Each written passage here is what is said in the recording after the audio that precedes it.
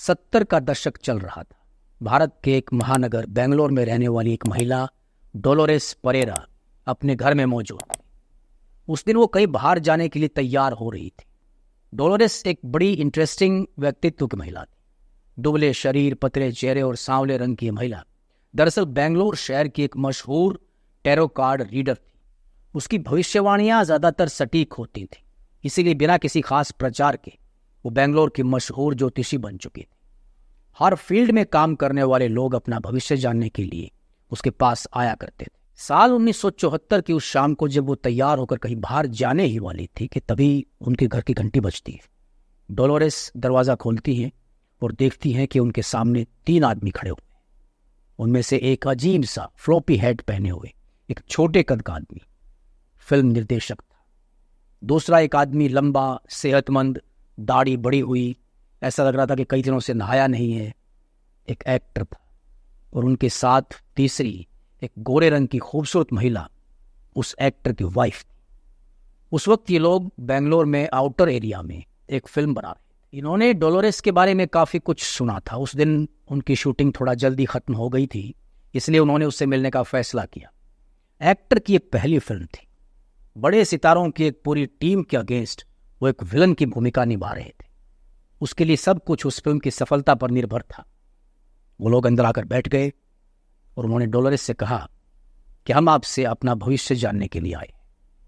Dolores ने table पर अपने कार्ड फैलाए और बोलना शुरू किया। एक्टर की वाइफ ने थोड़ा आगे झुककर पूरे ध्यान के साथ सुनना शुरू किया। साथ में बैठे फिल्म डायरेक्टर और अभिनेता दोनों के चेहरे पर मुस्कान थी और उत्सुकता थी ये जानने की कि डोलोरेस अभी क्या बताने वाली है।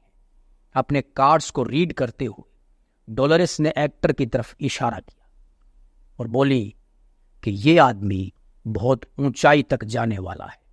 फिर नाटकीय ढंग से वो कुछ देर के लिए चुप हो गई। थोड़ी देर बाद कहा कि माइंड ब्लोइंग, ये फिल्म रिकॉर्ड कायम करेगी, सालों तक चलेगी, इसको कोई रोकने वाला नहीं होगा। निर्देशक और अभिनेता के चेहरे पर मुस्कुराहट छा गई। ऐसा लग रहा था कि वो डोलोरेस की बात पर विश्वास करने की कोशिश कर रहे हों, लेकिन कर नहीं पा रहे हों। उनको डर सा लग रहा था। जी हाँ दोस्त, मैं बात कर रहा हूं फिल्म शोले की। वो डायरेक्टर थे रमेश सिप्पी, एक्टर थे अमजद खान। डोलोरेस की वो भविष्यवाणी सच साबित हुई। शोले जब चली तो ऐसी चली कि इसने भारतीय सिनेमा की दिशा और इतिहास को बदल कर रख दिया। अमजद खान एक लेजेंड बन गए। उनकी प्रसिद्धि का अंदाजा इस बात से लगाया जा सकता है कि वो हिंदी सिनेमा के पहले एडवर्टाइजिंग आइकन बन गए थे। उन्होंने उस वक्त बिस्किट से लेकर ना जाने किस किस चीज के विज्ञापन किए, क्या क्या बेचा।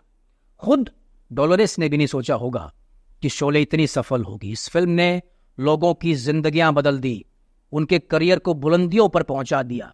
अपने रिलीज के कई सालों बाद तक ये फिल्म बॉक्स ऑफिस पर सबसे ज्यादा कमाई करने वाली फिल्म बन गई। भारतीय दर्शकों के लिए फिल्म एक रेफरेंस पॉइंट बन चुकी थी। साल बीतते गए, यह फिल्म सिर्फ एक हिट फिल्म नहीं रही, बल्कि उससे भी आगे निकलकर एक क्लासिक बन गई। अभी तक की बेहतरीन स्टार कास्ट और बेहतरीन कहानी बन गई शोले। निर्देशक धर्मेश दर्शन इसके बारे में कहते हैं कि यह फिल्म हमारी विरासत यानी हेरिटेज का हिस्सा बन गई। वीरू, जय, गब्बर, ठाकुर, बसंती, राधा, किस किस के किरदार को भूलेंगे और किस किस को छोड़ेंगे आप। छोटे से छोटे किरदार जैसे कि सुरमा भोपाली, जेलर, कालिया और सांभा आम जिंदगी में कहावतें बन गए। यहां तक कि एक घोड़ी धन्नो भी इस फिल्म से अमर हो गई। आज भी इस फिल्म को देखने से मन नहीं भरता है दोस्तों। साल 1999 में हुए बीबीसी इंडिया और दूसरे सर्वेज में इसको फिल्म ऑफ द मिलेनियम कहा गया। इस फिल्म के फैंस का जुनून देखिए। आपने अक्सर सुना होगा कि किसी ने शोले 50, 60 या फिर 70 बार देखी है। इसका अनोखा बैकग्राउंड म्यूजिक, पहले ही पता चल जाता था कि अब पर्दे पर कौन आएगा। लोगों को गब्बर के हथियार डीलर का नाम भी पता होता था, हालांकि वो सिर्फ 30 सेकंड से भी कम समय के लिए स्क्रीन पर आता है। हीरा, याद है ना? गब्बर के बाप का नाम भी दर्शकों को पता होता था, जिसका पूरी फिल्म में सिर्फ एक बार जिक्र होता है, जब अदालत में गब्बर को सजा सुनाई जाती है। याद कीजिए, गब्बर सिंह वल्द हरी सिंह। उस जमाने में इस फिल्म से जुड़ी कई कहानियां और किस्से मशहूर हुए। जैसे जयपुर की एक हाउसवाइफ वीरू की इतनी बड़ी आशिक हो गई थी कि उन्होंने अपने पति को उनका नाम बदलकर अपने पसंदीदा हीरो का नाम रखने के लिए राजी कर लिया था। धर्मेंद्र।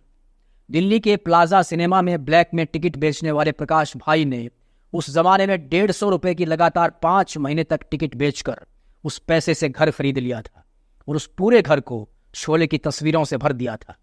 150 रुपए उस वक्त बहुत हुआ करते थे दोस्तों। शोले का ही जादू था कि एक्टर मैकमोहन यानी सांभा एक बार जब न्यूयॉर्क एयरपोर्ट पर जा रहे थे तो एक बड़े सख्त मिजाज अमेरिकी इमिग्रेशन ऑफिसर ने उनको इशारा करके बुलाया, क्योंकि उसने शोले देखी थी और सांबा को पहचान लिया था। अंदर आने पर ऑफिसर ने मैकमोहन की तरफ उंगली करते हुए कहा कि the man of the rock with a gun, Sambha.